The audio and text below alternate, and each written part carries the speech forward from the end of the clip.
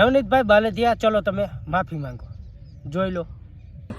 હીરાભાઈ તથા કુરજીભાઈ માફી માંગુ છું અને મારા સમાજની જે કોઈની લાગણી દુભાણી હોય એ બદલ હું માફી માંગુ છું. મારાથી જે ભૂલમાં બોલાય. તો નવનીતભાઈ બાલદિયાએ માફી માંગી લીધી. કોની? હીરાભાઈ સોલંકી. કેમ કે તેઓ એક હમણાં ઇન્ટરવ્યુની અંદર મીડિયાવાળા સામે એક એવું વાત કરી હતી કે હીરાભાઈ સોલંકી મારા ફોન રિસીવ નથી કરતા.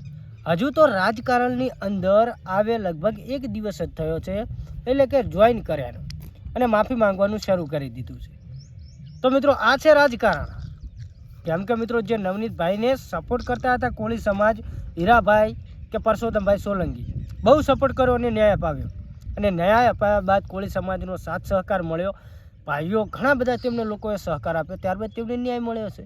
અને ન્યાય મળતાની સાથે જ અત્યારે જે રાજકારણની અંદર આવી ગયા છે.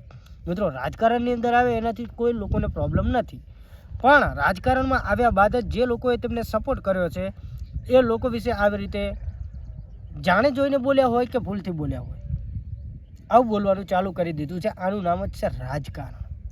પણ મિત્રો અત્યારે જ જે બોલ્યા છે કે ફોન રિસીવ નથી કરતા હીરાભાઈ કે પરસોત્તમભાઈ, એ વિશે અત્યારે માફી માગી રહ્યા છે.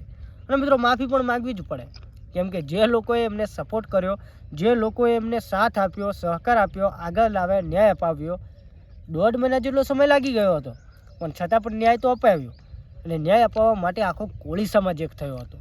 પણ મિત્રો કહેવાય છે ને, જેને તમે વધારે પડતું માન સન્માન આપો એટલે એ ભાઈ પોતાના વાળી કર્યા વગર રહેતા નથી. એવું જ અત્યારે અહીંયા બગદાણા વિવાદની અંદર નવનીતભાઈ સાથે જોવા મળી રહ્યું છે.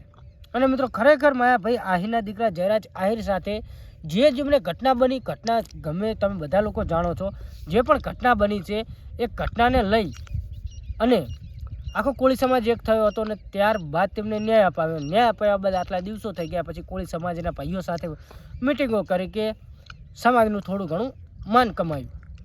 અને અત્યારે રાજકારણની અંદર આવ્યા. અને રાજકારણમાં આવ્યા એનાથી પણ કોઈ વાંધો નથી. રાજકારણની અંદર આવ્યાની સાથે જ મીડિયાવાળા સામે એવું કહી દીધું કે હીરાભાઈ કે પરસોત્તમભાઈ મારા ફોન રિસીવ નથી કરતા.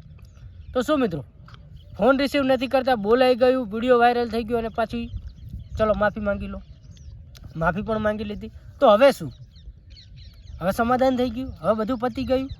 પણ મિત્રો નહીં, આને કહેવાય રાજકારણ. કેમ કે સપોર્ટ મળ્યો. અને નવનીતભાઈ કે બાલદિયા રહ્યા એ તો એવું પણ કહી રહ્યા છે કે હું આગેવાન તરીકે આવ્યો છું ને મને કોઈ ચૂંટણી લડવાનો શોખ પણ નથી. સમાજના હિત માટે જ આવ્યા છે. અને કેટલા લોકો અત્યાર સુધી સમાજના સારું કામ કરવા માટે આગળ ગયા છે, એ લોકોએ સમાજના ઘણા બધા સારા કામ કર્યા છે, એ તમે લોકો જાણો છો. કે પછી સમાજને સારા કામ કરે કે પોતાના કામ કરે, પણ કામ કરે છે. તો એવી રીતે નવનીતભાઈ બાલદિયા પણ સમાજનું સારું થાય, સમાજને કંઈક મદદરૂપ થાય એ માટે રાજકારણમાં આવ્યા છે. તો હવે આપણે જોવાની એવી વાત છે કે શું હવે સમાજને કેટલા કાર્યો કરે છે, હવે શું આગામીથી ચૂંટણી લડશે કે પછી જયરાજ આહિર સામે ચૂંટણી લડશે, એ બધું જોવાની વાત છે. પણ અત્યારે જેઓ વાત કરી હતી ઇન્ટરવ્યૂની અંદર કે ફોન રિસીવ નથી કરતા, આટલું બોલી અને ફસાઈ ગયા હતા, ત્યારબાદ તેમને માફી માંગવી પડી છે. જે સોશિયલ મીડિયાની અંદર એક એમનો માફીનો વિડીયો અત્યારે હમણાં 2 કલાક પહેલાંનો જ વાયરલ થઈ રહ્યો છે. તો તમે આ વિશે શું કહેવા માગો છો? કેમ કે બોલાઈ ગયું અને પછી પાછળથી માફી માંગી લે, કેટલું યોગ્ય છે? અને કોઈ નવનીતભાઈ બાલદિયાનો આપણે વિરોધ કરતા નથી, ઘણા બધા લોકો કમેન્ટો કરવા આવે છે એટલા માટે. બાકી અત્યારે એમનો માફીનો વિડીયો વાયરલ થઈ રહ્યો છે, વિડીયો જુઓ. બાકી વિડીયો ગમે તો વિડીયોને લાઇક, શેર અને ફોલો કરવાનું ભૂલતા નહીં. વિડીયો.